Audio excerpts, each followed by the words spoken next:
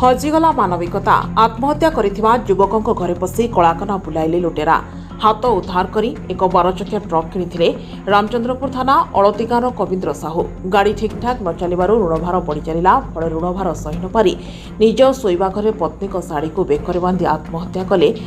कविंद्र ओरफ जटू साहू परिवार लोके झुलता अवस्था मृतदेह को उद्धार कर साईकुल गोष्ठी स्वास्थ्य केन्द्र में भर्ती करते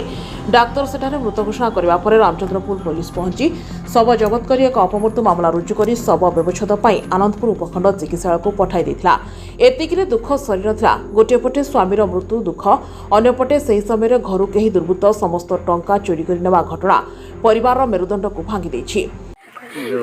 कौन केमी चोरी हला आज्ञा मो स्वामी डेड बॉडी भाई जाइछन्ती आनंदपुर घरे पशिक लोक चोरी कर मो झील रास्ता सेपटर देखिक जाकि कहला माँ 3 जन ना लोक किए जाकि डेउछन्ती पाचेरी सेपटर आस देख मो नणद पुआ आसला चाबी भंगा अच्छी गडरेज खोला अच्छी 60,000 टका रखिदिनी ना आज्ञा एफआईआर दिखाई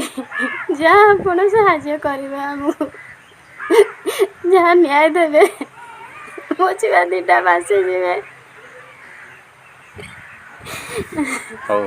परिवार लोके घरे ताला मारी शव व्यवच्छेद करने को डाक्तरखाना रे अपेक्षा करितबार सुजोग नै कि दुर्बृत्त घरर ताला भांगी आलमिरारू 60,000 टंका लुटि नेछि। एभली घटना मानविकता को कुठारघात करुवा लोके कहिसेंती।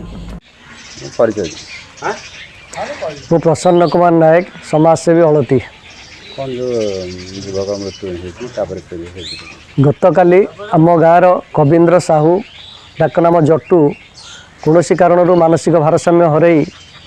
निज बेकरे निज स्त्री लुगा को दौड़ी कर देते जहाँफल कि घर लोक कबाट भांगी ताको उद्धार करी मेडिकल को नहीं मेडिकल डाक्तर मृत घोषणा कले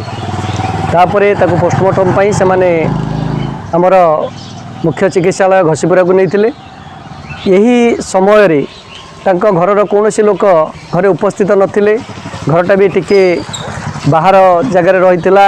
पोखरी पाखरे तार सुजोग नहीं कौन दुर्बृत्त जी कि संपूर्ण मानविकता शून्य ता घरे पशि ता घरर गडरेज अवश्य से तरबर दे जाइनथिले खोला थिला ता भितर 60,000 टंका सी जोटा कि किस्ती पाई रखिथिला ताकू नहीं पलि जाइछि एवं यह निहाती अमानवीय काम एवं यह को आम दृढ़ भाव में निंदा करुचु एवं चोर माने इते मानविकताहीन हो पारिबे यह निश्चय दुख और परितापर विषय। सेपटे रामचंद्रपुर पुलिस पहुंची चोरी संबंध में खोलताड़ जारी रखिथिबा जणापड़िछि। केन्दुझरु प्रभाती साहूଙ୍କ रिपोर्ट जागृति लाइव मीडिया।